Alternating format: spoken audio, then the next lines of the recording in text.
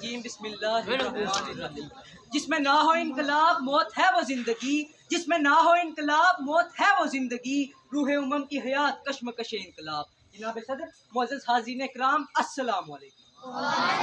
تاریخ کہتی ہے برصغیر پاک و ہند، اسلام اور مسلمان پر تین بڑے بحران ہیں۔ ایک، جلال الدین اکبر کا جاری کردہ دین الہی کا فتنہ۔ دو، مرہٹوں کی طرف سے مسلمانوں کا قتل عام۔ تین، انگریزی دور میں مسلمانوں پر کفر کی الگام۔ لیکن اللہ کا یہ خاص کرم تھا، ہر دور کے مسلمانوں پر فرعون موسیٰ آیا، اللہ کا بندہ اٹھا، مرد مومن اٹھا اور مسلمانوں کی دستگیری کی۔ چنانچہ مجدد الفسانی نے شہنشاہ اکبر کے دین الہی کے فتنے کو کچل ڈالا۔ احمد شاہ ابدالی نے مرہٹوں کی بے کنی اور علامہ محمد اقبال نے انگریزی تہذیب کے سومنات کو پاش کر۔ جی ہاں، اقبال نے ایک طرف مسلمانوں کی سوچ میں انقلابی تبدیلی پیدا کی تو دوسری طرف مسلمانوں کی بے حسی بے عملی کے بت کو توڑا۔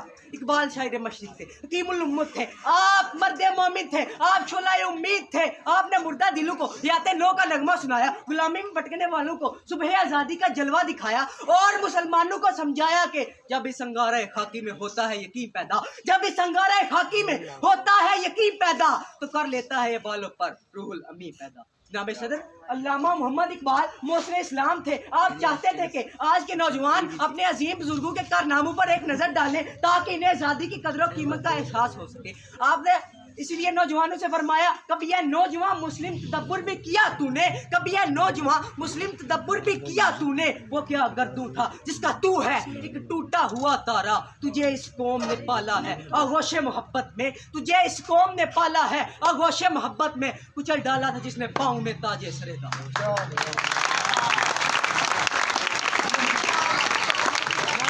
علامہ محمد اقبال نے مشرق کو دیکھا، تعلیم کے لیے یورپ کی درسگاہوں میں گئے، وہاں یورپ کی تہذیب و تمدن کو دیکھا، وہاں آپ کو احساس ہوا کہ یورپ کا تہذیب و تمدن عارضی ہے لیکن اسلام کا تہذیبی جمال حقیقت میں لازوال ہے۔ اس لیے آپ فرماتے ہیں، پلٹنا جھپٹنا جھپٹ کر پلٹنا، پلٹنا جھپٹنا جھپٹ کر پلٹنا، لہو گرم رکھنے کا ہے ایک بہانہ۔ یہ پورب یہ پچھم چکوروں کی دنیا، یہ پورب یہ پچھم چکوروں کی دنیا، میرا نہیں لگوں آسماں بے کرانہ، پرندوں کی دنیا کا درویش ہوں میں، پرندوں کی دنیا کا درویش ہوں میں، کہ شاہین بناتا نہیں آشیانہ۔ جناب صدر، اقبال کی آواز دلوں میں اتر گئی، فرزندان اسلام شاہین بن گئے۔ اقبال ماضی حال مستقبل کے شاعر تھے، سب سے بڑھ کر اقبال عاشق رسول تھا۔ ارے محبت رسول صلی اللہ علیہ وسلم تو وہ قوت ہے جو بندوں کو خدائی کا داب سکھاتی ہے، غلاموں کو عقائد سکھاتی ہے، اور جو نبی کریم صلی اللہ علیہ وسلم کا غلام بن جاتا ہے نا، صرف زمانہ ہی نہیں اس کے سامنے جھکتا بلکہ لوح و قلم بھی اس کے سامنے جھک جاتے ہیں۔ میں اپنی گزارشات کا اختتام